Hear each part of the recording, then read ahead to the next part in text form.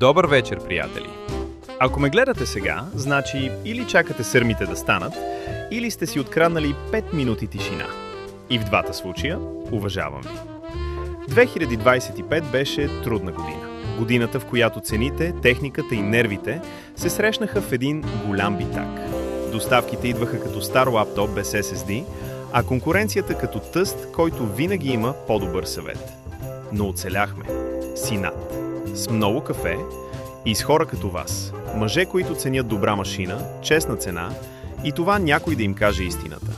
2026 няма да е по-лесна. Но ние няма да се откажем, защото козелът се отказва само от две неща – Windows XP и да продава нещо, което не бихме ползвали сами. Весела Коледа, приятели! Благодаря, че сте част от този наш прекрасен техническо-емоционален битак.